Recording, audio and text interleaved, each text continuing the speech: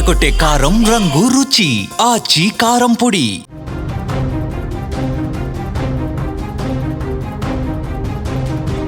జూబ్లీహిల్స్ ఉప ఎన్నికలో కాంగ్రెస్ పార్టీ ఘన విజయం సాధించింది. కాంగ్రెస్ విజయ భేరి మోగించింది. భారీ మెజార్టీతో నవీన్ యాదవ్ గెలుపు సాధించారు. దాదాపు 25,000 మెజార్టీతో నవీన్ యాదవ్ విజయం సాధించారు. రౌండ్కి తన మెజార్టీ పెంచుకున్న పరిస్థితి ఉంది. మొదటి రౌండ్ నుంచి మొదలుకొని చివరి రౌండ్ వరకు తన ఆధిక్యాన్ని పెంచుకుంటూ నవీన్ యాదవ్ ముందుకెళ్లిన పరిస్థితి ఉంది. అద్భుతమైనటువంటి విజయం. గతంలో జూబ్లీహిల్స్ నియోజకవర్గంలో ఏ అభ్యర్థికి రానటువంటి ఒక గొప్ప విజయం లభించిన పరిస్థితి. ఇది కాంగ్రెస్ పాలనకు, కాంగ్రెస్ ప్రభుత్వ పాలనకు ఒక రెఫరెండంగా చూడాల్సినటువంటి అవసరం ఉందని కాంగ్రెస్ నాయకులు చెప్తా ఉన్నారు. 10 సంవత్సరాల పాటు ఇక్కడ కాంగ్రెసే ఉంటుంది. నవీన్ యాదవ్ యువకుడు, బీసీ మీద నమ్మకం పెట్టుకున్నారు ప్రజలు. ప్రభుత్వం చేసినటువంటి అభివృద్ధి సంక్షేమం మీద నమ్మకం పెట్టుకున్నారు కాబట్టి ఇంత గొప్ప విజయం అందించారని కాంగ్రెస్ నేతలు చెప్తున్నారు. ఈ వీడియోలో నేను మీకు ప్రతి రౌండ్కి ఏ రౌండ్లో ఎంత ఆధిక్యాన్ని ప్రదర్శించారు నవీన్ యాదవ్ అనేది కూడా క్లియర్గా మీకు వివరించే ప్రయత్నం చేస్తాం. ప్రతి దశలో కూడా పోటీ ఇవ్వలేకపోయింది బీఆర్ఎస్ పార్టీ. ముందు నుంచి కూడా బీఆర్ఎస్ గెలుస్తుందని చెప్పి వాళ్ళు ధీమా వ్యక్తం చేసినప్పుడు కూడా మొదటి రౌండ్ నుంచే తేలిపోయింది.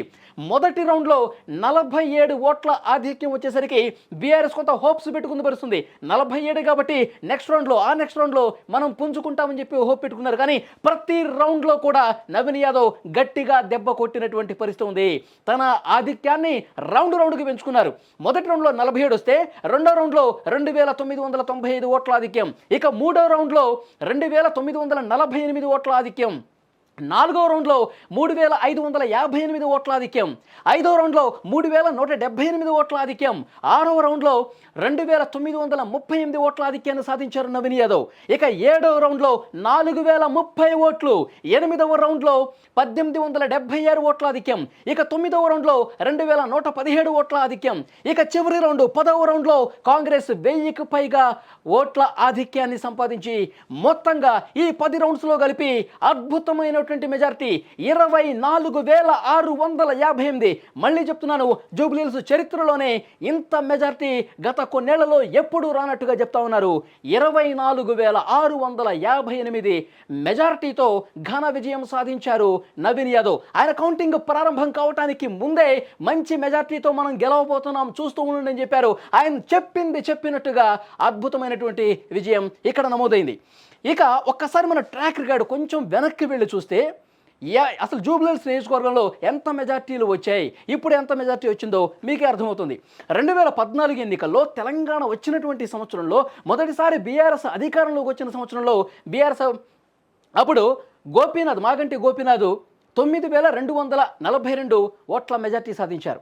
తర్వాత 2018లో జరిగినటువంటి ఎన్నికల్లో 16,000 ఓట్ల మెజార్టీ మాగంటి గోపీనాథ్ సాధించారు. 2023 ఎన్నికల్లో మొన్న 16,337 ఓట్ల మెజార్టీ వచ్చింది. సో 2 సార్లు 16,000, అంతకుముందు కొంత ఎక్కువ వచ్చినప్పటికి కూడా ఇప్పుడు మాత్రం అంతకు మించి గత 3 పర్యాయాల్లో రానటువంటి మెజారిటీ ఇప్పుడు నవీన్ యాదవ్కు వచ్చింది.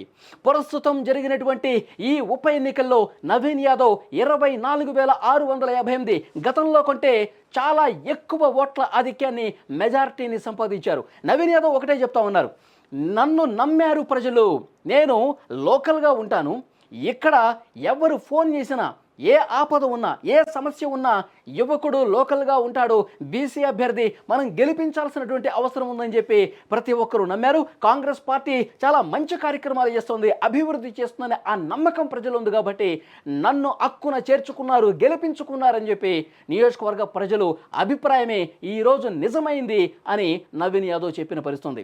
సో డెఫినెట్గా ఈ విజయాన్ని ఒక మంచి విజయంగా చూడాల్సిన అవసరం ఉంది. కాంగ్రెస్ పార్టీ 2 ఏళ్ల పాలనకు రెఫరెండం అని కేటీఆర్ అన్నారు.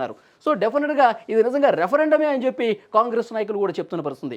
ఇక్కడ ఇంకొక ముఖ్యమైన విషయం, 3వ స్థానంలో ఉన్నటువంటి భారతీయ జనతా పార్టీ ఇక్కడ వాళ్ళ ప్రత్యర్థులు విమర్శించినట్టుగానే డిపాజిట్ గల్లంతైనటువంటి పరిస్థితి ఉంది. ఈ నవీన్ యాదవ్ గెలుపు తర్వాత, ఘన విజయం క్లారిటీ వచ్చిన తర్వాత తెలంగాణ భవన్లో కేటీఆర్ కూడా మాట్లాడారు. మేము సమీక్షించుకుంటాం, ఈ కాంగ్రెస్ పార్టీ అభ్యర్థి విజయం సాధించారు, మేము దాన్ని యాక్సెప్ట్ చేస్తున్నాం. ఈ 2 ఏళ్లలో బీఆర్ఎస్ మంచి పాత్ర పోషించింది, మాగంటి సునీత చాలా బాగా పోరాటం చేశారు. ఇదే విధంగా మా పనితీరు మెరుగుపరుచుకుని ఇంకా ముందుకు పోతాం, భవిష్యత్తులో బలమైన ప్రతిపక్షంగా పనిచేస్తాం అని కూడా కేటీఆర్ నవీన్ యాదవ్ విజయాన్ని స్వాగతించినటువంటి పరిస్థితి ఉంది.